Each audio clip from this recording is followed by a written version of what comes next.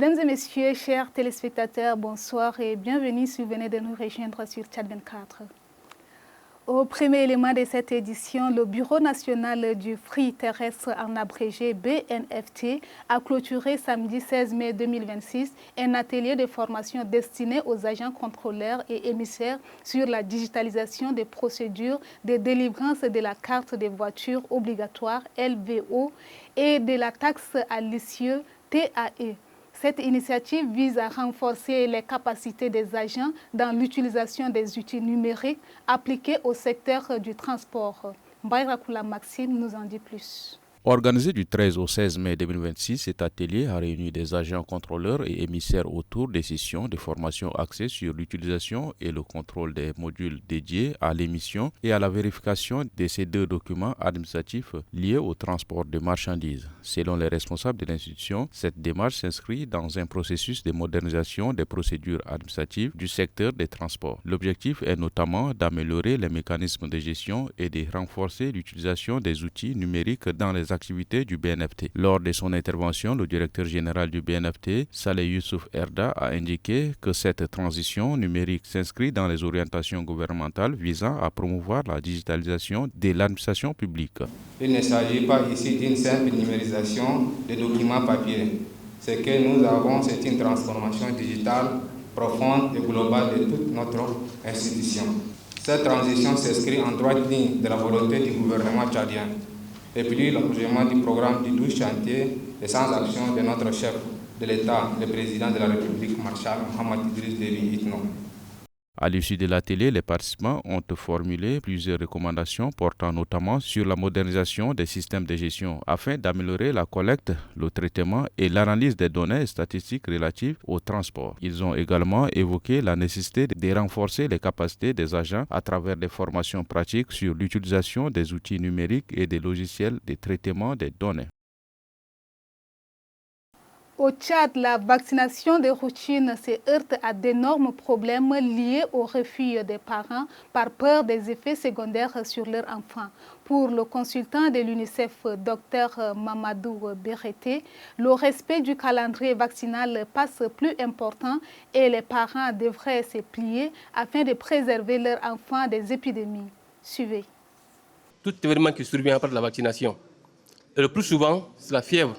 Surtout, lorsque l'enfant prend ce qu'on appelle le penta. Donc, c'est une réaction normale, parce que l'enfant a reçu un corps étranger. Même le paracétamol a des réactions. La quinine que nous prenons a des réactions. Bon, les vaccins aussi ont des réactions, effectivement. Mais c'est le manque de communication entre les agents vaccinateurs et les mamans qui amènent tout ça là. Et c'est pourquoi, si la communication passe efficacement au niveau du centre de santé où l'enfant est vacciné, où la maman doit recevoir tout ce qui peut advenir, on doit l'informer, tout ce qui peut advenir après la vaccination, et on doit l'informer ce qu'il faut faire quand ces réactions surviennent. Et quand ça arrive, la maman ne doit pas paniquer. Si ça dépasse les 24 heures, en principe, ça ne doit pas dépasser les 24 heures du temps. Le matin, tout va rentrer en ordre. Mais si au-delà, ça continue, la maman n'a qu'à se retourner au centre de santé pour aller expliquer à l'agent qui a vacciné. Il y a toute une procédure pour ça aussi au centre de santé. Au niveau du centre, il y a des fiches à remplir, il y a des gestes à faire, et on va s'occuper de l'enfant. C'est juste une mauvaise compréhension derrière les vaccins. Sinon, les vaccins nous permettent de renforcer l'immunité des enfants contre ces maladies. À l'occasion du sommet Africa Forward Summit tenu à Nairobi, la France, à travers son président Emmanuel Macron, a annoncé une enveloppe de 23 milliards d'euros destinée à renforcer ses investissements stratégiques en Afrique. Par ailleurs, le président français a déclaré dans les médias que le président tchadien aurait demandé à rebâtir les relations militaires avec la France. Interrogé sur ces sujets, Dr Olivier Ngiraria livre son analyse au micro de Difira Vanessa Bouli. L'annonce de 23 milliards d'investissements en Afrique, naturellement, ça va profiter à ceux qui ont de potentiel économique intéressant. Et la France a commencé à restructurer un peu sa stratégie en Afrique en développant des stratégies, en développant aussi des coopérations avec d'autres pays que les 18 pays francophones. Donc vous voyez, la France a conservé des relations privilégiées avec ses anciennes colonies. Et je pense que tout cela a montré ses limites, donc a décidé d'élargir un peu sa coopération avec des pays qui sont dynamiques sur le plan économique. Donc c'est vrai, c'est un changement de dynamique sur le plan coopération.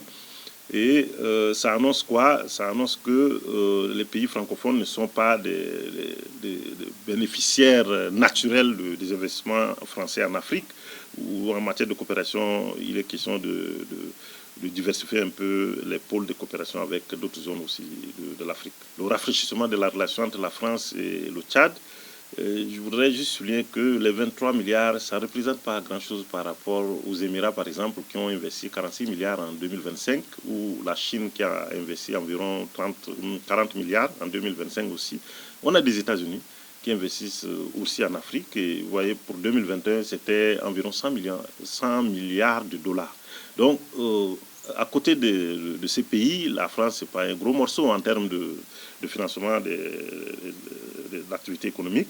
Si la France accepte de développer à nouveau une coopération militaire avec le Tchad, ça va de l'intérêt de ces deux pays. La France n'a pas intérêt à perdre le Tchad sur le plan militaire, et le Tchad, s'il est confronté à des difficultés, peut solliciter l'appui ou la coopération avec n'importe quel pays.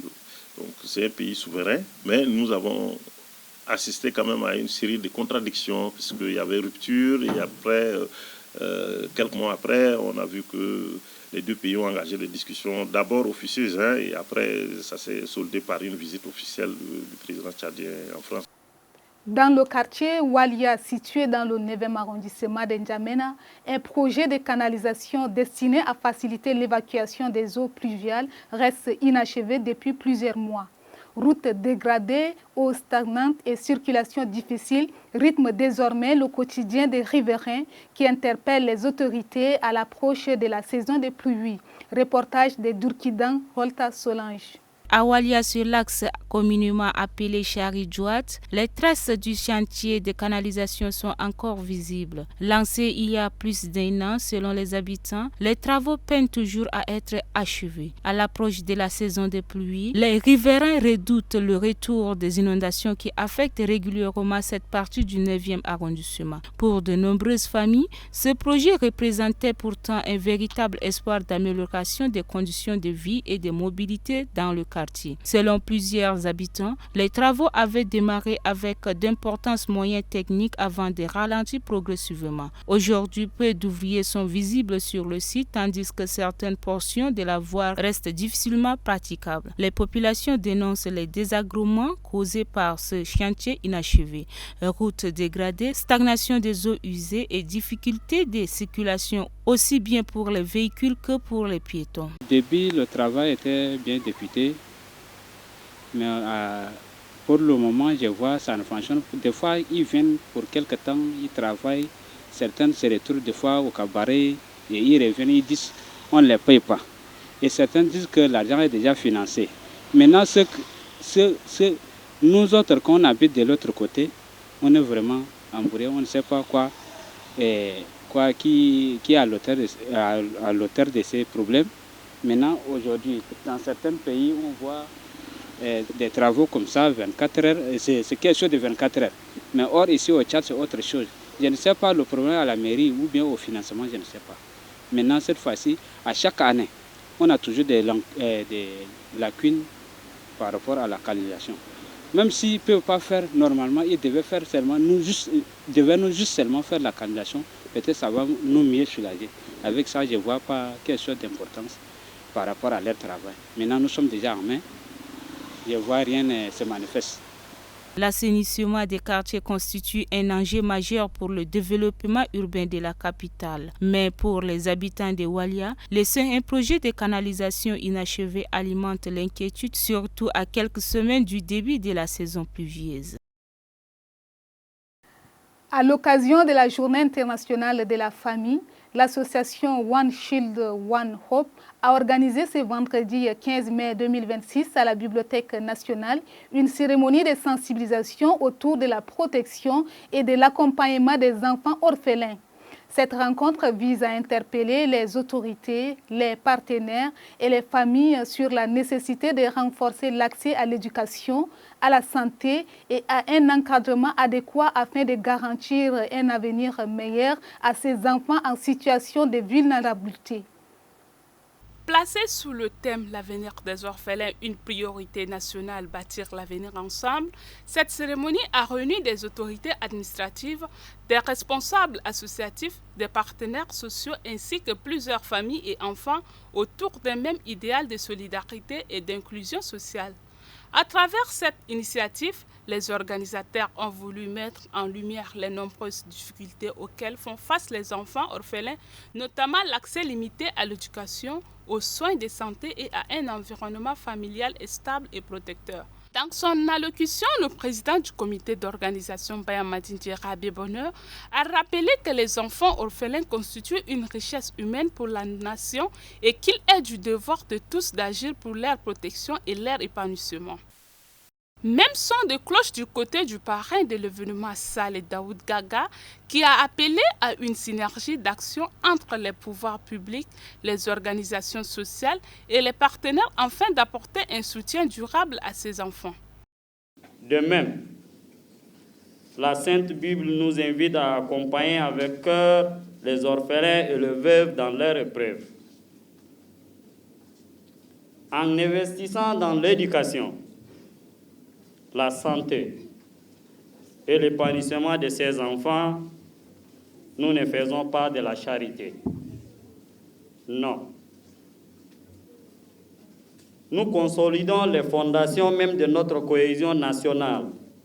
À travers cette cérémonie, l'association One Shield, One Hope entend renforcer la sensibilisation autour de la solidarité familiale et promouvoir une meilleure protection des enfants en situation de vulnérabilité, dans l'espoir de bâtir une société plus inclusive et solidaire.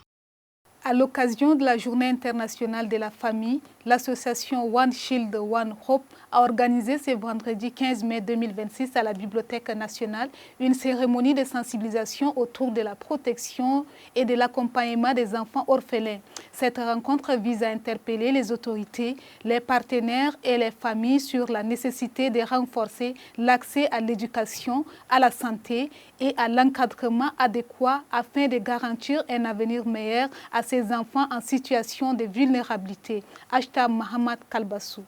Placée sous le thème « L'avenir des orphelins, une priorité nationale, bâtir l'avenir ensemble », cette cérémonie a réuni des autorités administratives, des responsables associatifs, des partenaires sociaux ainsi que plusieurs familles et enfants autour d'un même idéal de solidarité et d'inclusion sociale. À travers cette initiative, les organisateurs ont voulu mettre en lumière les nombreuses difficultés auxquelles font face les enfants orphelins, notamment l'accès limité à l'éducation, aux soins de santé et à un environnement familial stable et protecteur. Dans son allocution, le président du comité d'organisation Bayamadine Djerabe Bonheur a rappelé que les enfants orphelins constituent une richesse humaine pour la nation et qu'il est du devoir de tous d'agir pour leur protection et leur épanouissement. Même son de cloche du côté du parrain de l'événement Saleh Daoud Gaga, qui a appelé à une synergie d'action entre les pouvoirs publics, les organisations sociales et les partenaires afin d'apporter un soutien durable à ces enfants. De même, la Sainte Bible nous invite à accompagner avec cœur les orphelins et les veuves dans leur épreuve. En investissant dans l'éducation, la santé et l'épanouissement de ces enfants, nous ne faisons pas de la charité. Non. Nous consolidons les fondations même de notre cohésion nationale. À travers cette cérémonie, l'association One Shield, One Hope entend renforcer la sensibilisation autour de la solidarité familiale et promouvoir une meilleure protection des enfants en situation de vulnérabilité, dans l'espoir de bâtir une société plus inclusive et solidaire. Mesdames et messieurs, c'est avec ces papiers des Ashta Mohamed Kalbassou que nous bouclons cette édition. Merci à vous de l'avoir suivi. Restez toujours connectés sur Tchad 24.